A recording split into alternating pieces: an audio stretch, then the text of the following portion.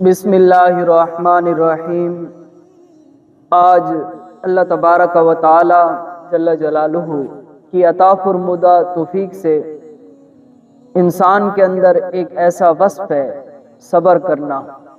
اس پر قرآن مجید، فرقان حمید اور احادیث رسول صلی اللہ تعالی علیہ وآلہ وسلم کی روشنی میں سمجھنے کی کوشش کریں گے۔ صبر کا لغوی معنی برداشت کرنا، انتظار کرنا اور رکنا ہے۔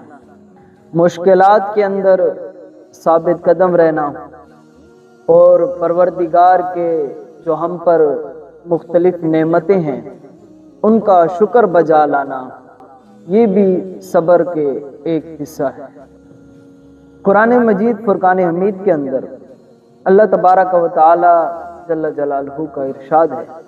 یا ایھا الذین آمنوا استعینوا بالصبر والصلاۃ۔ اللہ تبارک و تعالی نے ایمان والوں سے مخاطب ہو کر فرمایا، اے ایمان والو، نماز سے اور صبر سے مجھ سے مدد طلب کرو، ان اللہ مع الصابرین، بے شک اللہ تبارک و تعالی جل جلالہ صبر کرنے والوں کے ساتھ ہے۔ اس آیات مقدسہ کے اندر پہلی بات تو یہ ہے کہ اہل ایمان سے ہی پروردگار مخاطب ہے اور انہی سے ہی فرما رہا ہے کہ اہل ایمان کی یہ صفت ہے کہ وہ ہمیشہ صبر کرتے ہیں اور نماز ادا کرتے رہتے ہیں۔ اور پروردگار نے پھر آگے بھی یہی فرمایا کہ وہ صبر کرنے کے بعد یہ نہ کہہ دینا کہ ہم تو بالکل اکیلے ہی رہ گئے۔ پروردگار کا حکم ہے کہ جو صبر کرتا ہے اللہ تبارک و تعالی صبر کرنے والوں کے ساتھ ہوتا ہے۔ پھر اللہ تبارک و تعالی جل جلالہ نے سورۃ بقرہ کی آیات مقدسہ ہے جس میں ارشاد فرمایا، وَلَنَبْلُوَنَّكُمْ بِشَيْءٍ مِّنَ الْخَوْفِ وَالْجُوعِ وَنَقْصٍ مِّنَ الْأَمْوَالِ وَالْأَنفُسِ وَالثَّمَرَاتِ، فرمایا ضرور بضرور ہم ہی گویا کہ ایمان والوں کو آزمائیں گے، کبھی بھوک دے کر، کبھی مال کی تنگی سے، کبھی جان کے خطرے سے اور کبھی پھلوں کی کمی سے ہم ضرور بضرور آزمائیں گے۔ ظاہری بات ہے ہم بھی اگر کوئی چیز لیں تو اسے بھی دیکھ بھال کر لیتے ہیں۔ پروردگار نے ہمیں ایمان کی دولت سے جو مالا مال فرمایا ہے، تو قرآن مجید فرقان حمید میں بھی یہی حکم ہے کہ ایمان والوں کو ہی آزمایا جاتا ہے، اور ایمان والے آزمانے کے بعد پروردگار کا یہ حکم ہے، وَبَشِّرِ الصَّابِرِينَ، خوشخبری ہے ان لوگوں کے لیے جنہیں آزمانے کے بعد وہ پورے اترے، ان کے لیے قرآن مجید فرقان حمید خوشخبری کا بھی اعلان فرمایا۔ پھر اللہ تبارک و تعالی جل جلالہ نے سورۃ شعراء کے اندر یہ حکم فرمایا کہ وَلَمَنْ صَبَرَ وَغَفَرَ إِنَّ ذَلِكَ مِنْ عَزْمِ الْأُمُورِ، فرمایا کہ جو شخص صبر کرتا ہے اور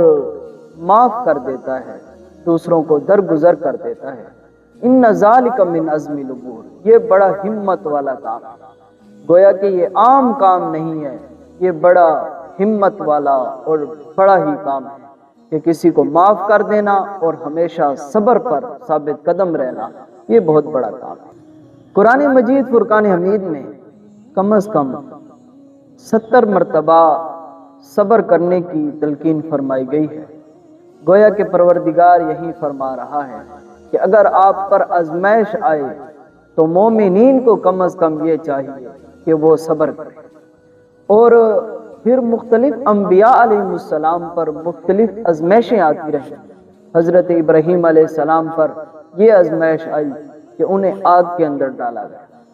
مگر انہوں نے صبر کیا تو پھر پروردگار نے یہ کرم فرمایا کہ ان کے لیے آگ کو گل و گلزار بنا دیا۔ حضرت یوسف علیہ السلام کے بھائیوں نے ان کے ساتھ کیا معاملات کیے، انہیں کنویں کے اندر بھی ڈالا، پھر قید خانے میں بھی گئے، لیکن وہ صبر کرتے رہے تو پھر پروردگار نے ان پر یہ کرم کیا کہ اسی ہی شہر مصر کے اندر ان کو بادشاہی نصیب فرما دی۔ اب حدیث رسول صلی اللہ تعالی علیہ وآلہ وسلم کی طرف چلتے ہیں، اور پہلی حدیث مبارکہ میں جس کتاب سے کوٹ کرنے جا رہا ہوں،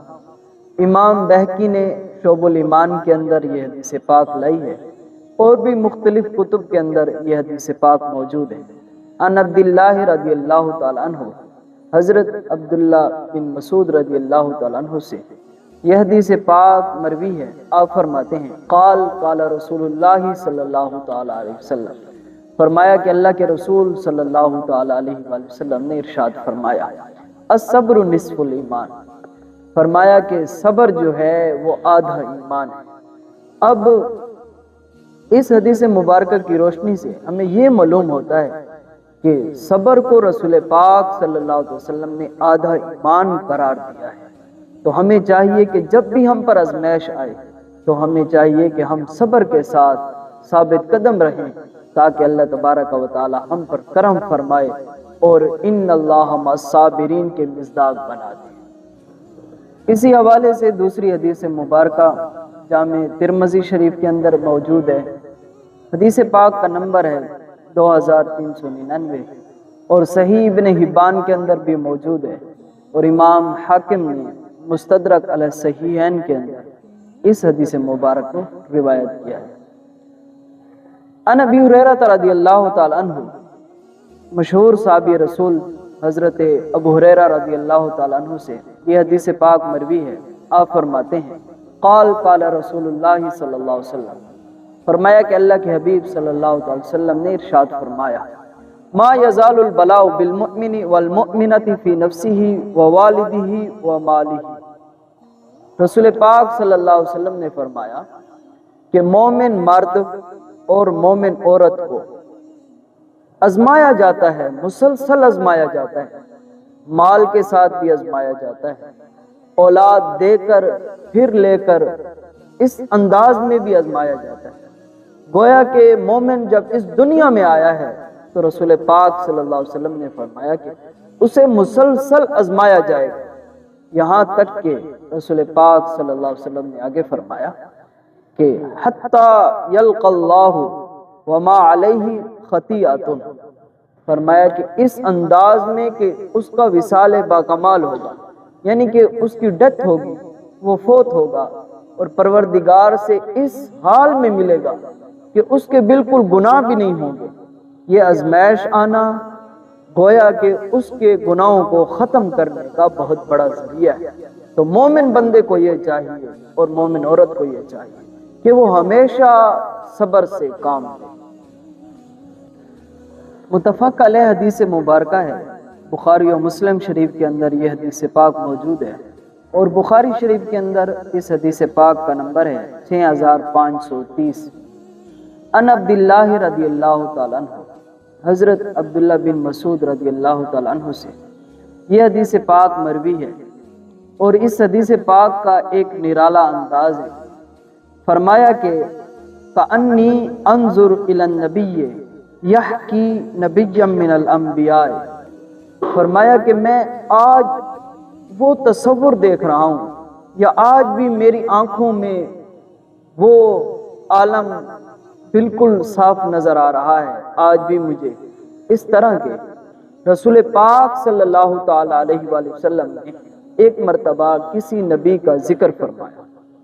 اور ساتھ فرمایا کہ دربت قومہ فادموہ، فرمایا کہ اس کی قوم والوں نے اس نبی کو پر ظلم کیا، ساتھ یہاں تک کہ فہو یمسح الدمع عن وجہہ، کہ وہ نبی جو ہیں اپنے رخ پاک سے خون کو صاف کر رہے ہیں، اور ساتھ پروردگار کی بارگاہ میں یہ بھی عرض کر رہے ہیں رب اغفر لی لقومی فانہم لا یعلمون، اے پروردگار میری ان قوم والوں کو معاف فرما دیجیے،